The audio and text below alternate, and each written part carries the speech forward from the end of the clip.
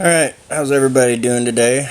Welcome to my YouTube channel, Sudden Sam's Barbecue. This is the first video that I've done as of yet. As you can see, I'm from Kansas City, where we have the best barbecue known to man. And I'm also repping my Kansas City Chiefs shirt. But anyway, so what I wanted to talk to you about today is the rubs I use and why. And here's the thing. I have messed around with making my rubs in the past. And the problem I always ran into is I never got, the type of quality that I could get out of buying somebody else's rub. And so I did some research and I did some shopping around. I did some shopping around here in Kansas City, blah, blah, blah.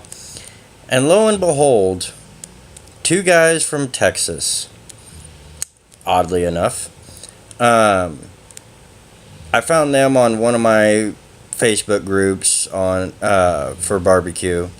And I was like, you know what? I'm going to try it. Might as well. Not to mention, my rubs weren't doing very good in the competition circuit, so I needed to try something different. And so this is what I decided to do. Is I started to buy their rubs, and I immediately fell in love with it.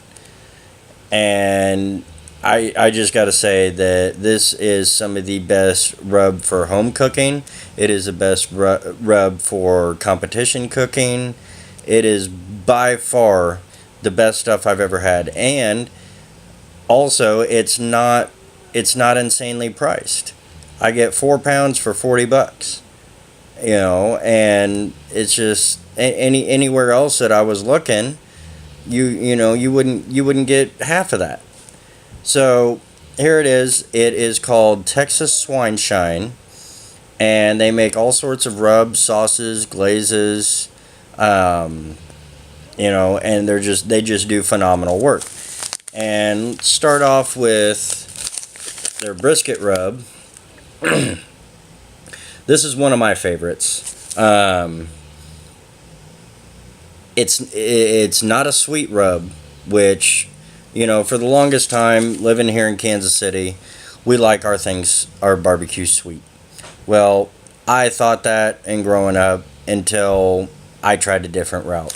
And this brisket rub is just absolutely savory. It's got a lot of salt and pepper in it, garlic. I'm not sure on all of the ingredients, but it's very savory. And next one is the rib rub. Again, another savory rub, but it's got a little sweetness factor in it. I do believe they put a little brown sugar in it, but it's not overloaded with it. Also gives ribs a nice deep mahogany color. And then the next is their chicken rub. As you can see, it's a very dark red. Gives your chicken a very nice color, like the rib rub as well. Back to the brisket rub for a second. Another thing about that brisket rub is it gives it a phenomenal bark. And for the longest time, when I was first going on in this barbecue venture, I thought that having a bark on something was not good. It was saying that your stuff is burnt. Well, that's not the case. And but yeah, the brisket rub gives a very nice bark, along with the rib rub, gives it a nice bark on your ribs. Chicken rub is just out of this world. I can't tell you exactly what's in it because I don't know, and to be honest, I don't really care to know. All I know is these rubs are the best I've ever had, and it is. I'm speechless as to the quality of rubs that Clinton Ullman and Aaron Alvarez put out, and this is just a shout out to you guys.